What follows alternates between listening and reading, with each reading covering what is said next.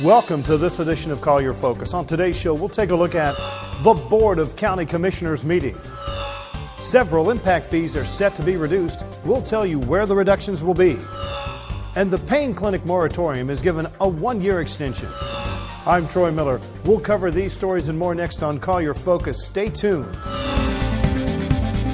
Whether reporting on the latest news stories or hot issues, taking a look at county government services, or announcing what's happening around the county, this is Collier Focus, bringing government home. At the recent Board of County Commissioners meeting, the board adopted an ordinance that will lower 7 impact fees. Road, community parks, regional parks, correctional facilities, EMS, library, and government buildings impact fees will all be reduced. Impact Fee Coordinator Amy Patterson explains this process. Impact fees are required to go through a formal update process at least every 3 years, which we went through a lot of those last year with the big reductions. This year, a number of the fees are being indexed, which is what we do in the years between the updates to capture any cost increases or decreases.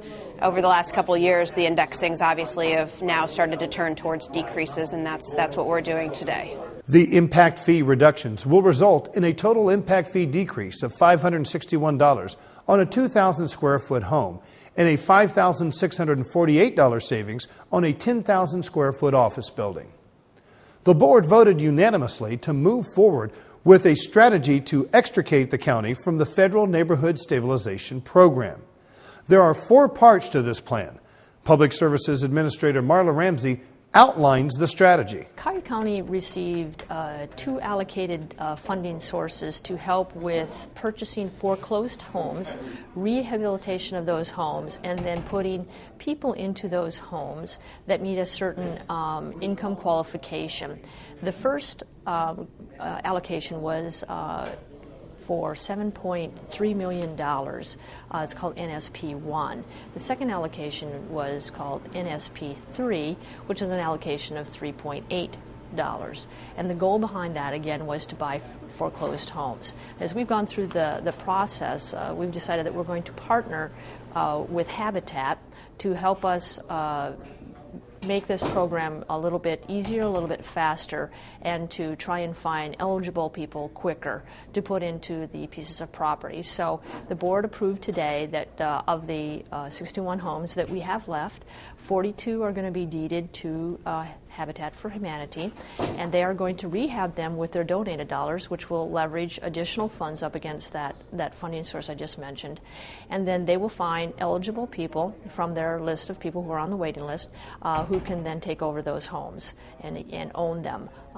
The county, on the other side, then will monitor the program to make sure that the homes stay affordable for up to 15 years. In the NSP3, where we have the $3.8 million, we're asking Habitat if they would purchase homes, of which we will then reimburse them with the funds, and then Habitat will then rehab those homes again with their own donated dollars, and then they will find eligible people to put into those homes.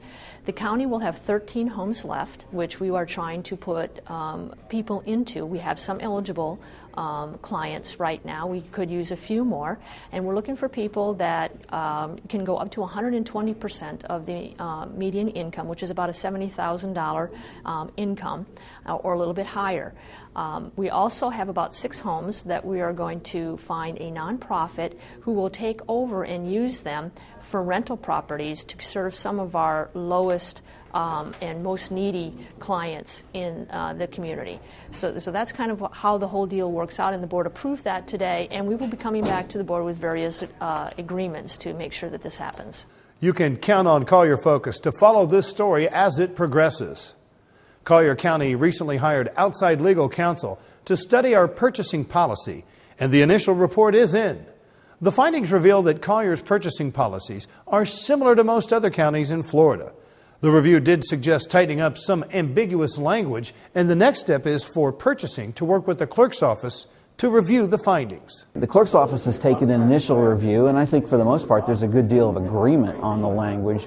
I think there's a few areas they want some further clarification on. The fundamental question that we're all looking at right now is how much authority can the Board of County Commissioners give to the staff to make purchases? And there's a little bit of a balancing act here that we were talking about this morning.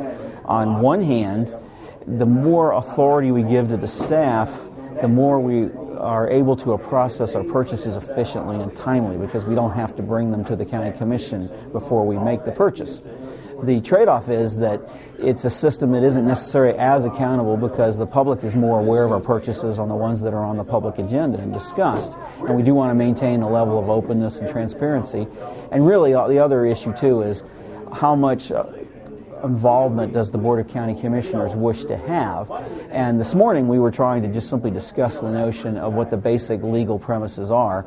Our intention is to work with the clerk's office and the county attorney to bring a policy back that is acceptable to everyone and will achieve our business goals of being able to procure goods and services timely and effectively.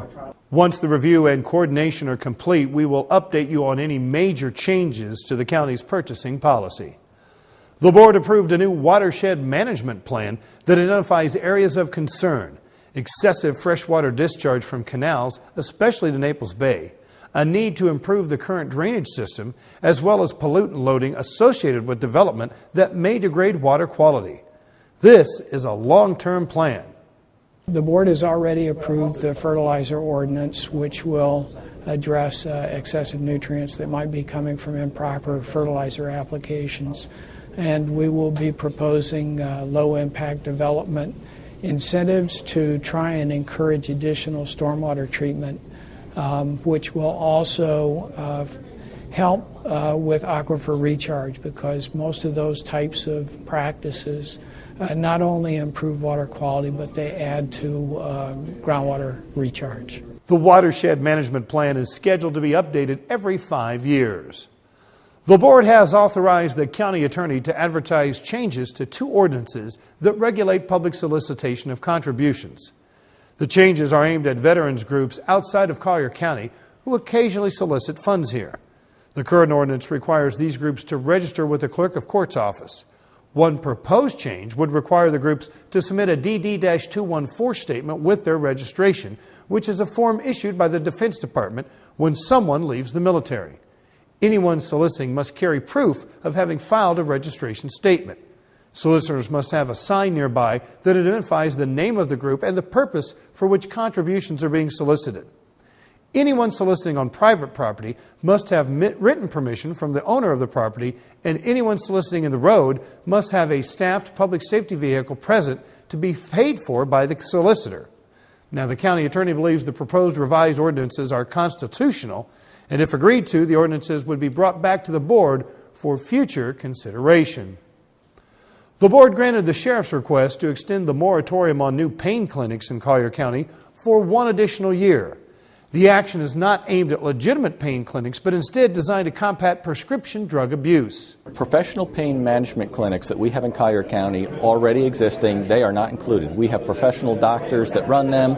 Our concern is pill mills who may come from other parts of the state and set up shop and operations in an unscrupulous manner, basically to sell prescription drugs for resale most often of the time, which then just infuses the potential for continued abuse both here in Florida and throughout the Southeast. The sheriff hopes that 1-year extension will be enough time for new state legislation designed to combat the problem to be voted into law.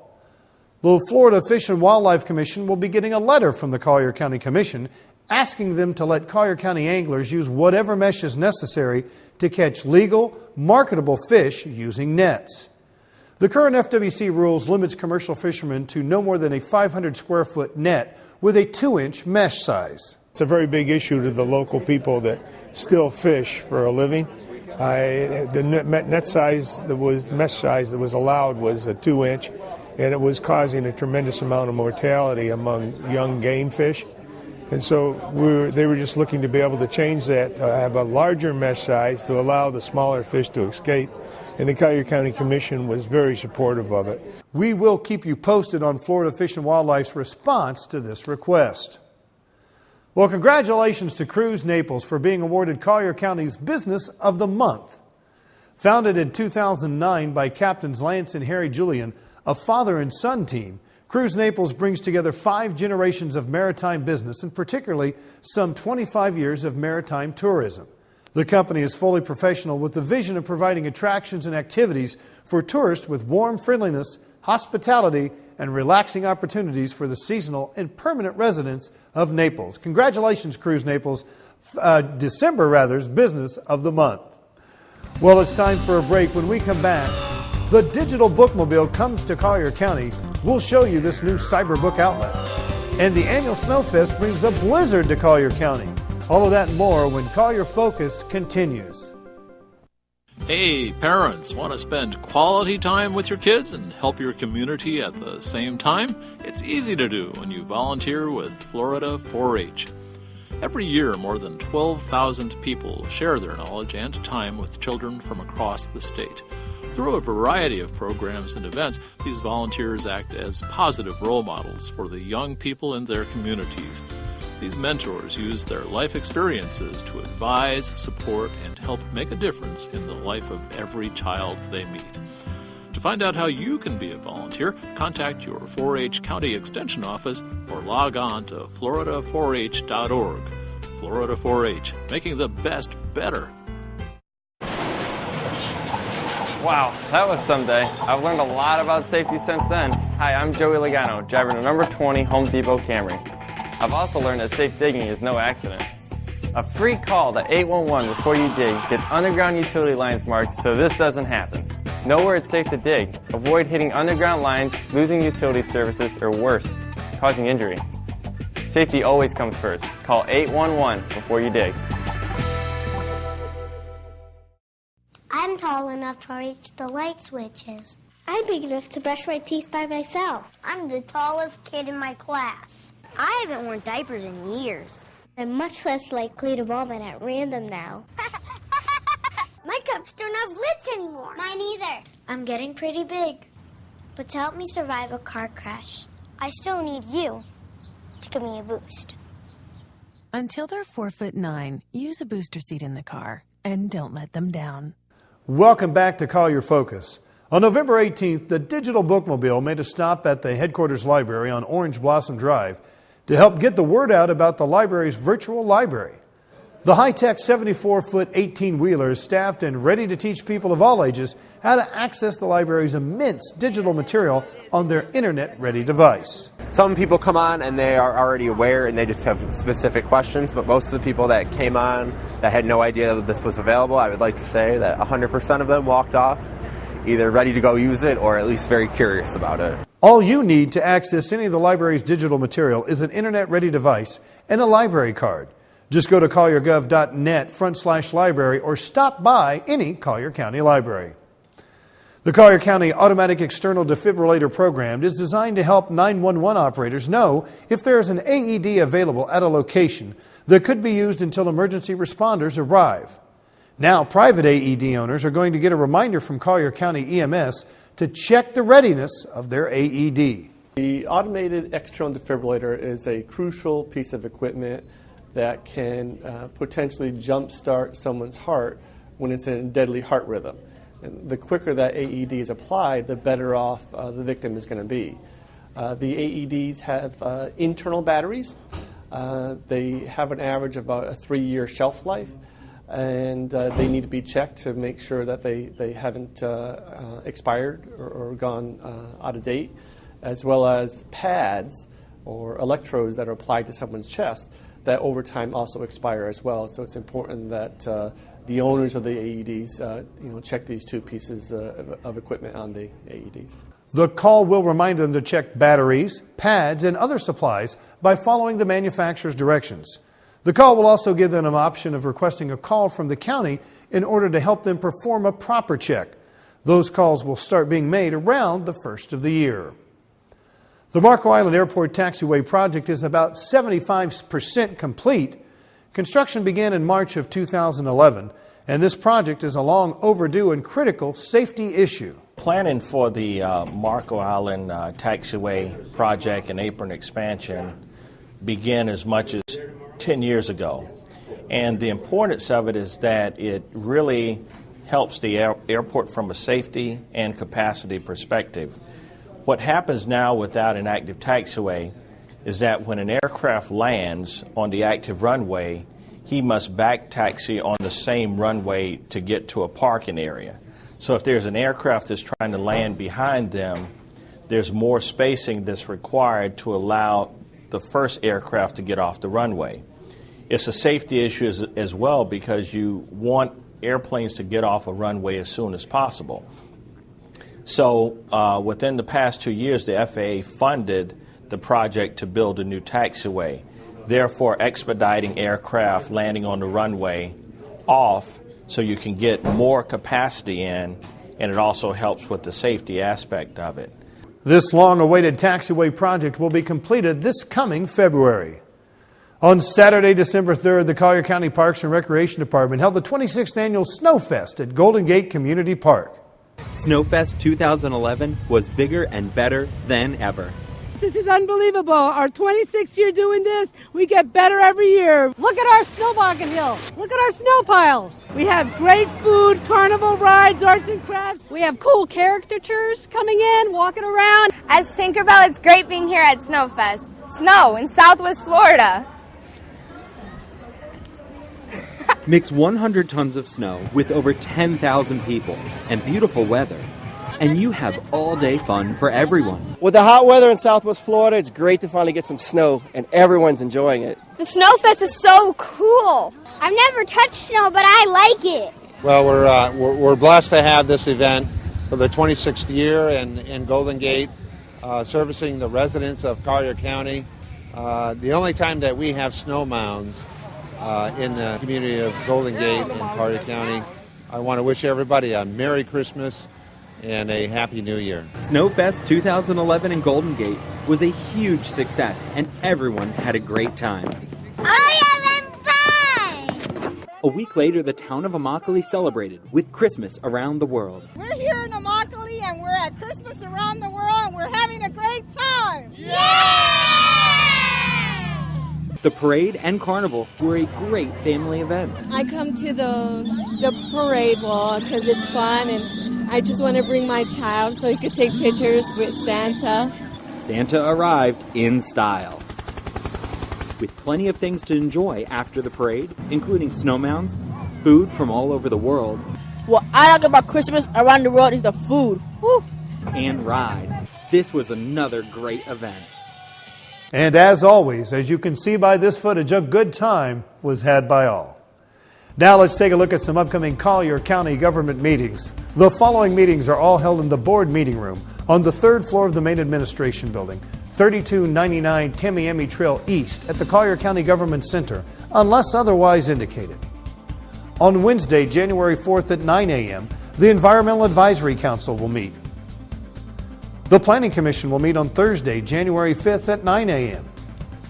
And on Tuesday, January 10th at 9 a.m., the Board of County Commissioners will meet in regular session. For more information on Collier County government or to inquire about other meetings that have been scheduled since the taping of this program, contact the Communication and Customer Relations Department at 252-8848 or via email troymiller@colliergov.net. You can also click on our website at colliergov.net for more information. Well, it's time for a break. When we come back, we'll take a look at what's going on in the county parks when Collier Focus continues.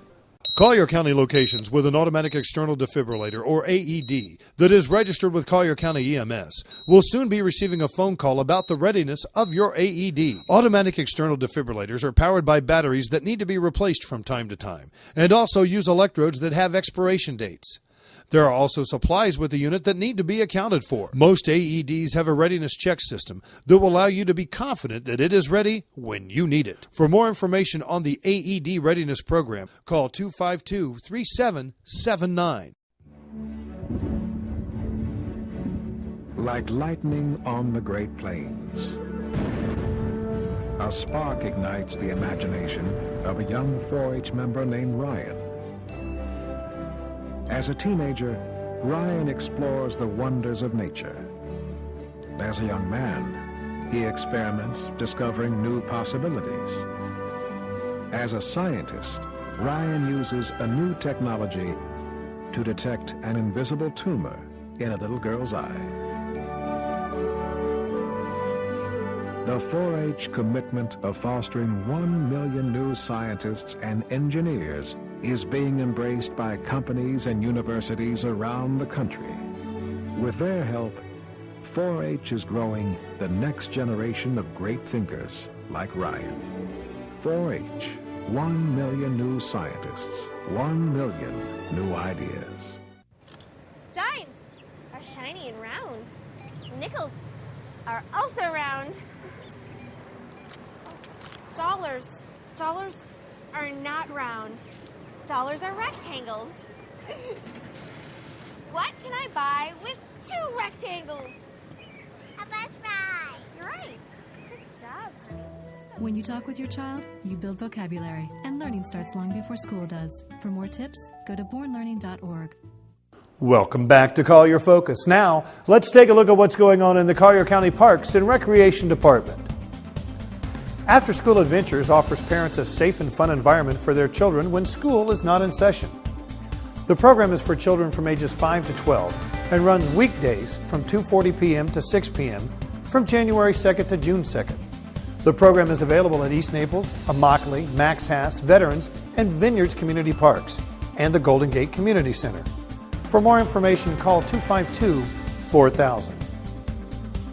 The Golden Gate Aquatic Facility offers youth aquatic lessons for children in 5 different levels based on their current abilities. There are several options for dates and times, so if you want more information on schedules and costs, call the Golden Gate Aquatic Facility at 353-7128. If you have arthritis and are looking for a low or no impact exercise, then the Golden Gate Aquatic Facility has the answer for you. Instructors for these classes are all trained by the Arthritis Foundation, and the exercises are specifically designed to give you a good workout with little or no joint impact.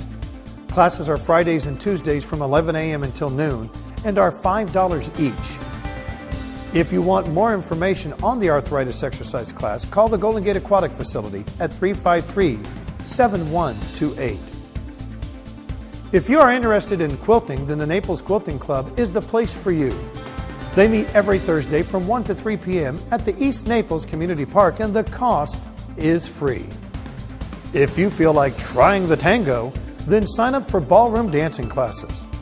This course will introduce and review a new dance each week, including the foxtrot, the tango, the rumba, and swing dancing.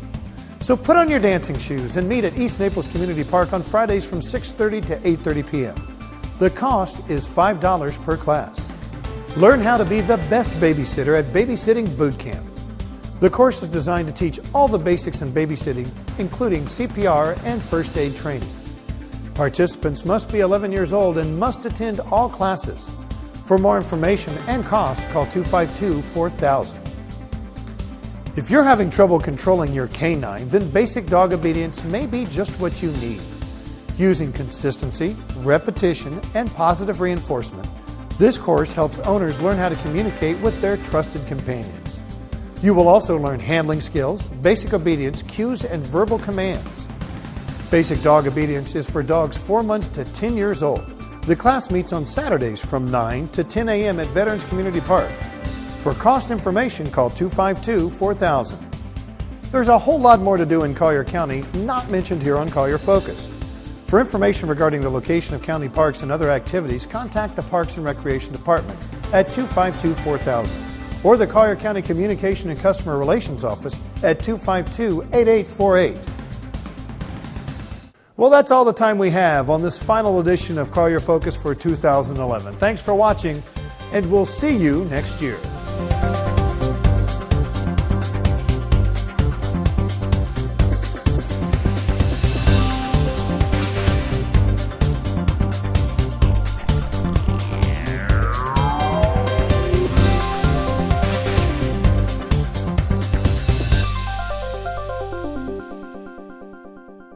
Hey, I'm Joey Logano, driver number 20 Home Depot Camry. And whether I'm on the track or digging in my yard, safety always comes first. A free call to 811 before you dig gets underground utility lines marked so this doesn't happen. Safety always comes first. Call 811 before you dig. When we think of green, a lot of us think of recycling. But how about green construction? That's right. We're now building green.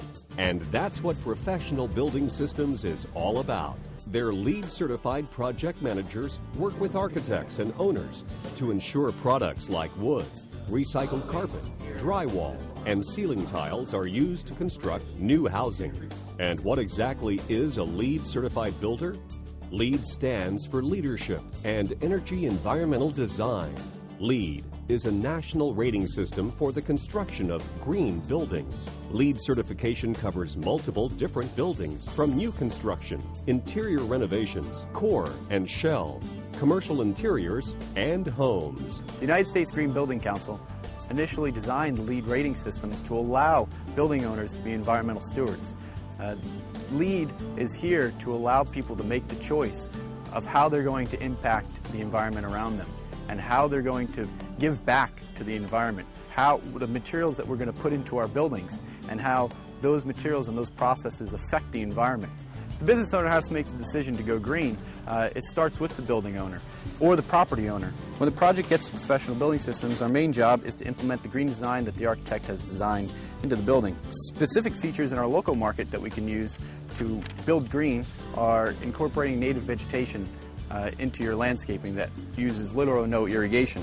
You can also have your architect specify particular products that already incorporate pre-consumer and post-consumer waste, recycled material into the product. Drywall, ceiling tiles, various types of carpet. Each construction project is unique and qualifies for different credits under the LEED certification process. There are 4 levels of LEED certification that you can attain to. Certified, silver, gold, and platinum. Depending on what certification level you choose, your construction costs are impacted between 4 and 11%. Depending on the features that you choose, however, you can greatly impact your energy consumption savings.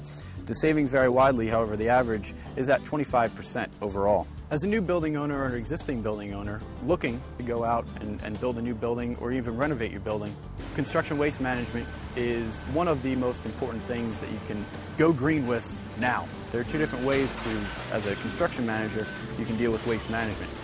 One is an all-inclusive agreement with a waste management company where they haul, recycle, and dispose of all of your waste. In this instance, you would be provided with 2 dumpsters, one for clean concrete fill, which goes directly to a recycling facility, and an all-purpose dumpster, which you put all the rest of your construction waste into. And that material could be everything from wood, concrete, roof tiles, rock, horticulture, metals, stainless steel, aluminum. The waste management company recycles this material, sorts this material for you, and provides a report to track for the credit that you're trying to attain. The other option is to do all that yourself by using various dumpsters on site, 5 different dumpsters for steel, for concrete, for horticultural waste, and selling that waste, that recyclable material, to various vendors. At Professional Building Systems, we believe in being green. I'm the first project manager to earn the LEED Accredited Professional designation, and now all of our project managers are currently studying to become LEED Accredited Professionals. For more information regarding LEED or the United States Green Council, go to www.pbsconstructionblog.com.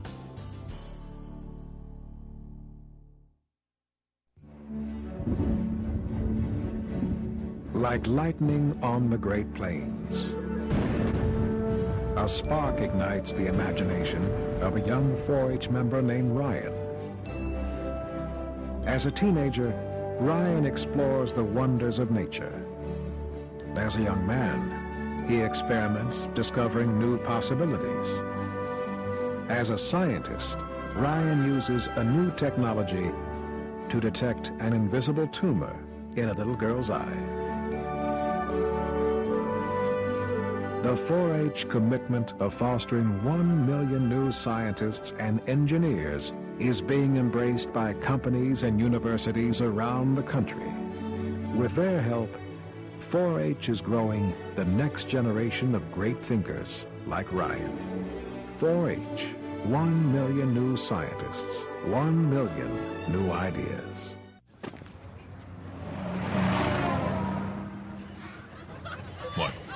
What? All right, what's the joke? What's so funny?